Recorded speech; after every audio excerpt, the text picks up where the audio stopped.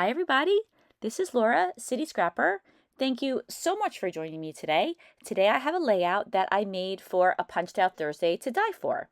And I'm combining that with Christy's Beautiful Life 30 Days of Sketches. Even though it's over, I'm still working through the 30 sketches. This sketch is from day 14 and I was really excited when I saw this sketch. I really liked it a lot, so I decided that I was going to break this sketch out and give it a try.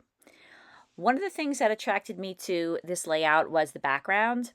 I just recently bought this stamp at a Hobby Lobby clearance sale.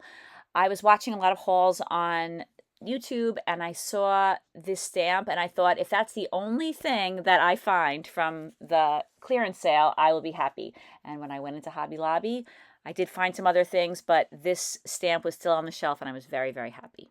This sketch was made by Jessica E. Michaels, and along with each of the sketches, there's a prompt. It's a Dotty About Flair prompt, and today's prompt was mixed media, which is perfect because I was really excited to make this layout using my paints and my stamps. I use a couple of other stamps on the background. I use a Prima stamp that I got in a recent My Creative Scrapbook kit. I loved it because it was a type and it was tiny, so I used that on the background, and then I also used a dot stamp that I had in my stash. Now I'm using some Lindy's Magical Shakers. I use two different colors. I use Guten Teal. I hope I'm saying that right. Probably not. And I also used Ledenhosen Laurel. And I'm probably not saying that correctly either, but those are the two colors that I used. I wanted to match the collection that I'm going to use, and that is the Simple Stories Simple Vintage Lemon Twist collection. And there is a greenish turquoisey color in there that I was trying to match, and I thought that I could do that by mixing these two colors together. I'm using 120-pound smooth white cardstock for this layout. I've already covered it with some white gesso. And I also wanted to mention that for the stamping, I used the ink pad that's on the left side of my table. That is Staz On in jet black. That's an archival ink, in case you're not familiar with archival ink. When you add waters and sprays and other mixed media on top, it stays put. It doesn't run. So I consider my Staz On ink to be essential for these mixed media layouts. In between, I'm using my heat gun and I'm rolling some paper towel on top before I add another layer of the colors. I always feel that adding another layer of color adds a lot of depth to the color that's on the layout. So I always try to add at least 2 layers of whatever colors I'm using.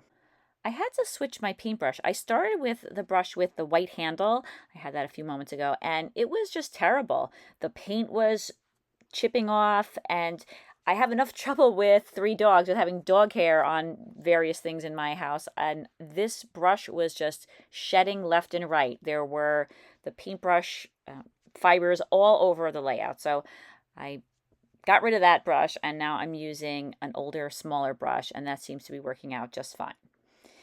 And then as I was working, I thought that I would press on some of the pools of color with some plastic, and that would help the color spread around a little bit better.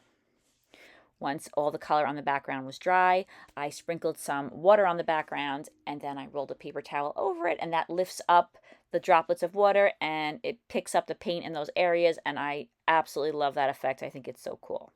I found another stamp I wanted to try out. It was a very small diamond stamp, and it really wasn't noticeable at all, so I decided not to continue adding that. I'm using a baby wipe and I'm cleaning up some of the areas in the corners where the color had spread to and I didn't want it there. And now I'm using some Dr. P.H. Martin's Bleed Proof White, and I'm adding a little bit of water to it, and I'm splattering that around for some white splatters. And it's interesting, it kind of bled into the background, and instead of seeing dots of paint, you see little areas that are a little bit whitish, and I ended up really liking the way that that looked. I added some big drips of this white paint, and I continued adding the splatters, and now I'm going to add some black paint. I did not let the white paint dry before I added the black paint, and of course, the black splatters went right into those large drips of white paint, so I decided to just get rid of them and use a paper towel and sop them up. This is watered down black acrylic paint. There's almost nothing left in this little bottle. I have to mix up some more paint, but instead of just mixing up more paint, I kept scraping the sides of the bottle to try to get up enough to make splatters. I think those were the very last drops of paint that were in that bottle. Now I'm adding a little bit more stamping. I decided to use this grid stamp or mesh stamp that I use all the time. There's something about this stamp that just makes me put it on almost every stamped background. I'm not sure what it is about it. It's just a go-to for me. So I use that all the time. And then I also added a couple more dots. This is the same stamp that I used earlier. Some of these stamps I have information about, and some there's nothing that identifies them, but I'll put any information that I have in the description box. Now the mixed media background is done, and I don't go back and do anything to it. That is a habit that I have of returning to the mixed media background and adding something, but I left it as is for this layout. And now I'm working on my photos. I'm using some thick white cardstock and some dies, and I cut out some large hexagon dies, and I cut out 2 photos using those dies as well. The die has stitching around the edge, like many shape dies do, and I never cut out a photo using one of these dies before, and I don't think you can see it on the video, but it made a really cool stitched effect around the edge of the photo, and I thought that was pretty cool. I used 3 different sizes of dies. I used the dies to cut out my photos. I used the largest size for that. And then I also used the dies to cut out a number of shapes from heavyweight white cardstock. And then for each hexagon that's on the layout, I have 3 layers of the white cardstock, and I glued those together. I used some gel glue to do that. And for some of them, I put them under something heavy so that they would dry flat. Once the hexagons were dry, I attached the photos to the 2 largest ones, and then the pattern paper to the 2 medium ones and the 3 smallest ones. To assemble the layout, I'm sticking pretty close to the sketch, although you could see that my photos are on shapes that are larger than what's in the sketch, but I didn't want to cut the photos down anymore, so I decided that my layout would look a little bit different as a result of that. And then I use some ATG adhesive and I attach all of those shapes down to the background. I didn't mention that I used some black soot distress ink, and I inked the edges of just the hexagons that have the pattern paper on them. I didn't ink the edges of the photos. You can use black ink, probably not Distress Oxide, but you can use black ink or any color ink on the edges of your photos, but I was afraid I would mess those up, so I just left the photos as they were. I'm embellishing the layout now with some leaves. This is an Elizabeth Craft Designs die that I use, and it is called Leafy Branch 3. I know that they don't make this die anymore, but I saw it and I was so excited about this die. There was just something about it that I thought that was beautiful and would be perfect for my layouts. I really love leaves and leaf dies, so I found it on Poshmark. I didn't even know they sold crafting supplies until I Googled the information for this die, and it came up, and I was very, very happy that I was able to find it. There are some similar dies out there, but I will put the information in the description box in case you want to try to hunt it down somewhere. As I said, I wanted to use this Simple Stories collection called Simple Vintage Lemon Twist. I think it's just absolutely gorgeous, and I love the way the yellow in the picture on the left matched the yellow in this collection perfectly. There's a beautiful bouquet of flowers in the foreground of that photo, and I just thought that that was a good combination with this collection. I'm adding a number of stickers to the layout.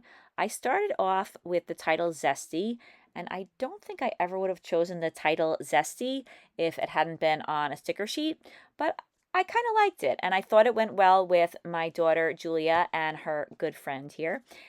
I used a circle cutter and I cut a circle out on one of the pattern papers, and I put that on that black dotted hexagon on the bottom, and then I found a piece of chipboard that I liked. It says "Life is Good," and it shows a photo of some lemons. So I thought that there should be at least one lemon on the layout if I was going to use the title Zesty.